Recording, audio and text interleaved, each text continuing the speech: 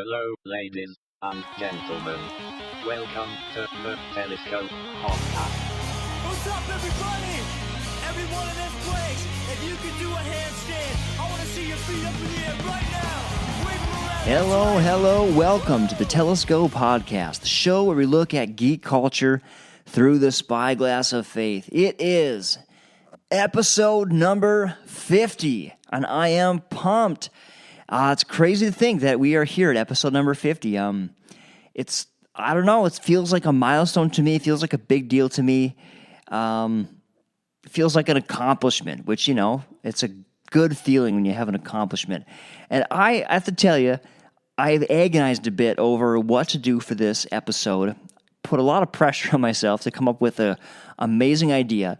And when that didn't happen, I just literally had no amazing ideas. I'm thinking I can't just do another show about the latest movie. It's got to be something special. It's got to be a little extra something. And so when I ran out of ideas, I literally did a post on the Facebook page, My Savior's Anthem Music and Podcasting Facebook page, asking for input. And lo and behold, I got some. And so I'm looking at these Facebook comments, and I'm thinking to myself, this is it. This is episode 50. So if you are one of the wonderful people who commented on the Facebook post, you have created this episode, and I have to give a special shout out to you, and I will mention who you all are, all in good time. So before I get too far out, the main focus of this show is actually going to be Star Trek, because several people asked for an all-Trek episode. So, well, I'm not quite going to deliver an all-Trek episode because I'm going to mention a few of the things, especially here at the top of the show, and I've got some science news and some other fun, interesting things. There's going to be a lot of Trek talk, so if you are a Trekkie, definitely wade through this episode because there's some cool things I'm going to talk about. All right. So let's just go to the Facebook post, and this is where we're going to start. So the first person I want to mention is Ashley Burrell. Ashley, thank you. A lot of these people who commented go to my church, so, this show is local, little local love for my friends here. But so Ashley threw out all kinds of ideas, and my response was that all her ideas could literally be 5 episodes of the podcast. But I'm going to just go through them. So number 1, Ashley. She pretty much just threw out everything she could think of. Number 1, Aquaman. Aquaman has gotten mixed reviews, but the reviews I read said the CGI is amazing, and the action is fun, and it's not a half-bad movie, so I'll probably go see Aquaman. Looking forward to it, but I don't have any deep thoughts on it. Number 2, Ben Affleck isn't Batman anymore. She said, say something about that, and my response is, what? I thought Michael Keaton was Batman. All right, circa 1989. Number 3, what do I think about the Deadpool PG-13 movie? Well, I don't have a good attitude about Deadpool, and here's what I have in my notes. Worldwide, Deadpool 1 and 2 made a total of $1.5 billion. That is a lot of cha-ching. The MPAA gave an R rating for strong violence and language throughout, sexual content, and graphic nudity. And the thing that drives me nuts is when I see little kids wearing Deadpool merchandise. I know Deadpool's in the comic books or in the cartoons, but men love darkness rather than light. All right, next one. Into the Spider-Verse. It looks fun, strong reviews. I was looking into Spider-Man. Spider-Man has the old school cartoon series, which is very fun. And I think that's the cartoon series that the Ramones did the punk rock cover of. So, very cool. And Spider-Man, I did not know this. Spider-Man has 11 standalone movies, which is including the upcoming Far From Home.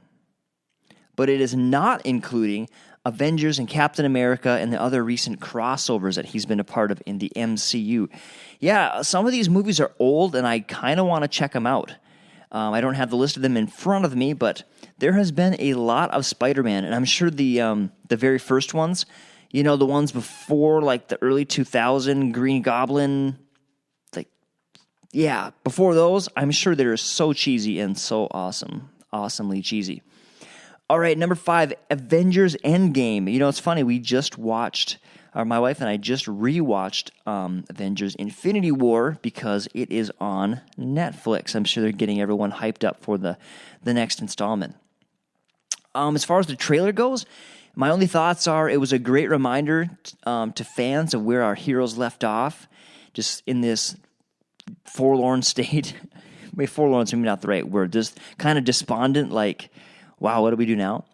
I loved the angry Hawkeye appearance, and I thought that was really awesome.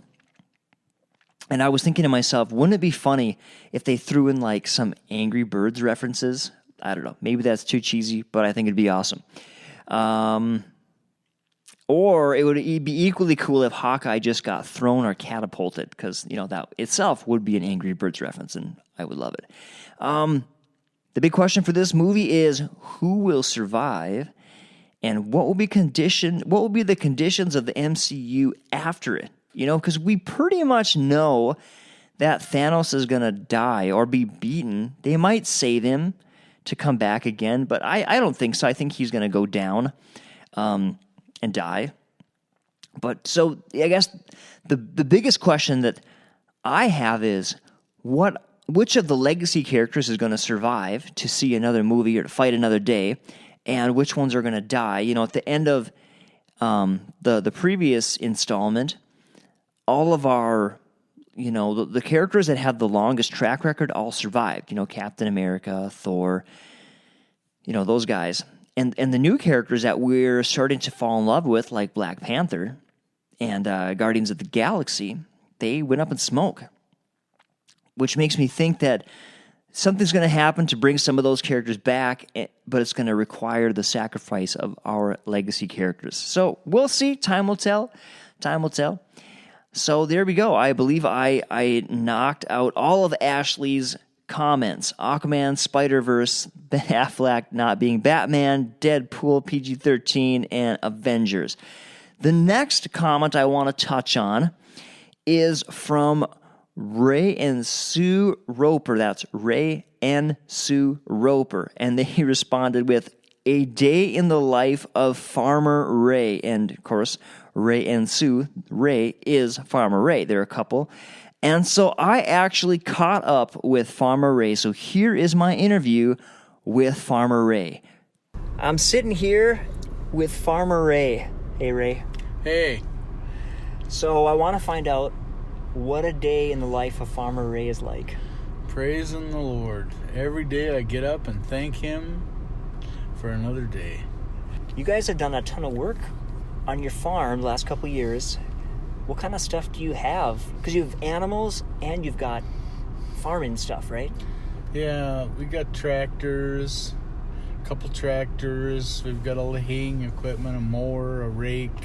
Just bought a new rake, a power-driven rake, a different baler. Now, when you say rake, you don't mean like a handheld rake. No. It's pulled behind the tractor and it runs off the PTO, power takeoff of the tractor. Cool. So you don't have to worry about the wheels sliding anymore because the hay's too heavy. It just rakes it with the tractor power. Nice. How about animals? You have cows, right? Yep. And did you guys do turkeys one year? Yeah, we had my daughter had about 35 turkeys this year. Holy smokes. We just had the last ones butchered, about 17 of them, I guess. Is there a way someone could buy one of those from you if they wanted one? Yeah, talk to my daughter. Now we have beef. We just butchered another cow. I don't know if she has it all sold or not, but we just got another cow animal butchered. And so, oh, cool. So farming's good? Yeah, amen. All right. Good crop of hay this year. Got it all put up. Wasn't too wet. Hallelujah. It was a good year. All right. Good year. All right. Thanks, Ray, for taking the time to sit down and chat with me. If you would like to reach Roper Farms, you can do so at roperfarminc.com. That's roperfarminc.com. Well, Ray and his family are actually very inspirational. They're entrepreneurs with 2 family-owned businesses, Roper Farms and Mission Trucking. Their story is one of those really American stories that makes us proud to live in a country where there's freedom to pursue your dreams. And speaking of dreams, there was a man named Gene Roddenberry who had a dream to create a show about space explorers called Star Trek. The original series aired from 1966 to 1969 and flopped. But in the 70s, the show was syndicated and developed a cult following, which eventually led to feature films and numerous other series like Star Trek The Next Generation, Star Trek Voyager, Deep Space Nine, Enterprise, and the most recent, Star Trek Discovery.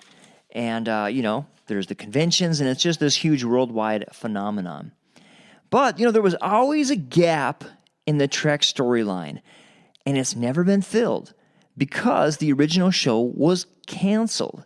And the original show was supposed to follow Captain Kirk's 5-year mission, but the show was canceled, and so we never got to see the completion of his mission, of that original crew's 5-year mission.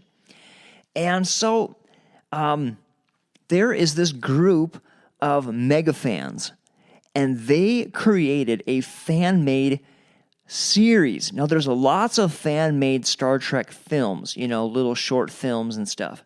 There's a lot of those.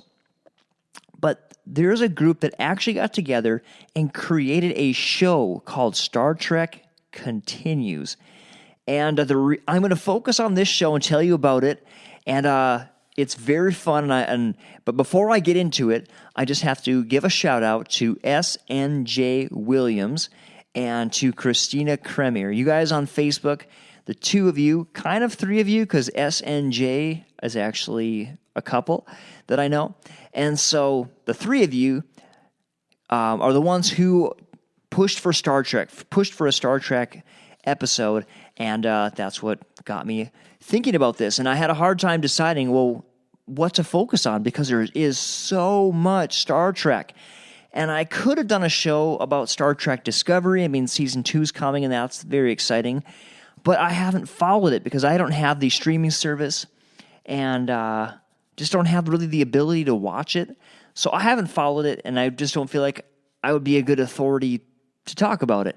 So I'm looking, and I find all these fan films, and I get kind of excited about the idea of doing a show about fan films because it's interesting, and man, you've got to be devoted to put money together and to create a fan film. And so then I found some of the people discussing these fan films saying that Star Trek Continues is like the cream of the crop here. So Star Trek Continues is an order of magnitude above the other fan films. There are 11 episodes, each about an hour long. These guys raised around $700,000 through crowdfunding and private donors, mostly through crowdfunding. I believe they did 2 or 3 different crowdfunding things to raise this money, and then they had a chunk given by a private donor. I mean, they built a replica of the original Enterprise bridge from the original blueprints. I mean, it's amazing. The sets look stellar. The costumes look stellar. I mean, everything. The actors they have playing the characters. Obviously, they're not William Shatner, or Leonard Nimoy, but they fit the original characters. Even the camera angling and the style, like the cinematography, follows the cinematography of the original. It's just, there's so much love put into these. The visual effects are awesome. I mean, like 1960s awesome. They're so fun. And there's a lot of familiar music. They had some of this stuff newly scored just for their show, using like student musicians. it just really blew me away. And I was totally inspired. It's another great American story, right? These people with an idea, with creativity, innovation, hard work, they just made it happen. And there's been a hugely positive response from the fans. So I watched some of the behind-the-scenes videos, and a lot of the minor roles even are filled by people who, like, took their 2 weeks vacation. Like, there was one woman, I believe she was a physician, and she took her 2-week vacation to go join the cast, and she was just saying, this is the most fun I've had on a vacation ever. It's just such a cool experience. She was in, like, green, her whole body was, like, in green makeup. And, and she was just, like, having so much fun. So just the energy and the love was palpable as I watched these videos. And it inspired me, and it was very fun. So I watched one episode. I'm intending to go back and watch some more. You can view these on YouTube, or just Google Star Trek Continues. I'm guessing you can watch it through their website. They do have a website up. So definitely check it out. And that's all I really have to say. They're just cool, and they're going to follow the crew of the Enterprise. It's late, I'm tired. Follow the crew of the Enterprise to the completion of their 5-year mission. So there's lots of references back to the original series. So if you're a big fan of the original series, you're going to really enjoy this because there's so many callbacks. In fact, let's bring out the telescope. Here we go. Bring forth the telescope. So the episode I watched of Star Trek Continues was called Pilgrim of Eternity. And it ties in to the episode Who Mourns for Adonais from the original series. And without giving, away everything, basically what happens is the crew meets an alien who used to pass as the god Apollo on Earth in ancient Greece. And this alien had the ability to convert energy, the energy created during worship, into his life energy, which basically gave him superpowers, godlike powers. And the original episode it's a classic example of Gene Roddenberry's anti-religious feelings, okay? It's full of things like, oh, you gods, we've outgrown you. We've progressed beyond this, simplistic, primitive worship. So it's a classic example of that whole thing. And, the message is that humanity has outgrown the idea of God, and now that God is now an enemy of progress. Well, while I was watching Star Trek Continues, I really thought they were just going to continue with this same idea, future without God kind of a thing. I was pleasantly surprised, however. I don't know what the rest of the series has in store, but this episode ended, and forgive me, I might give a little away here, but it ended with Apollo learning that he could also gain life force through acts of self-sacrifice. And, as a person of faith, as a Christian, God reveals himself through self-sacrifice. That's like an essential part of Christianity. Philippians 2:7, Jesus emptied himself, taking the form of a bondservant and being made in the likeness of men. I cannot read my own handwriting. Being made in the likeness of men, being found in appearance as a man, he humbled himself by becoming obedient to the point of death, even death on a cross. And, if you back up, Paul tells the church not to do things from selfish motives and to emulate Jesus. So it was cool. It was cool to see this character of Apollo make that transition from, this demanding, self-aggrandizing character who just wanted to dominate and receive worship to someone who started to live a life of self-sacrifice, and that self-sacrifice is what sustained him. And that's the example that you see in Jesus, and that's, You know, the New Testament teaches that Jesus is the exact representation of his Father. And so if we see that in Jesus, that's the nature and character of God. So, I don't know, I was really pleasantly surprised. It was a very fun to watch. It was cool to see, like, these amateur actors give their take on the classic characters. You know, you could tell that, yeah, they're not professional actors, but it was good enough where I was able to let down my guard and just really enjoy it. So I look forward to watching some of the other episodes and just look forward to being inspired by what people can do when they're full of passion, when they have a good plan laid out, and they're willing to take some risks and put in some hard work. It's really cool. So, yeah, hopefully we can apply those principles to this podcast. And I really enjoy it, and I have to say thank you for listening. I just really appreciate it. I hope that this brings value to you, and you know what? I would love more input on the show. What do you like about the show? What do you dislike about the show? Yeah, so obviously this episode, it was created by you guys because you commented, you cared enough to give me your feedback, and I really appreciate it. So with that, I am going to sign off. Thank you so much. Love you all. Take care. Bye-bye. What's up, everybody?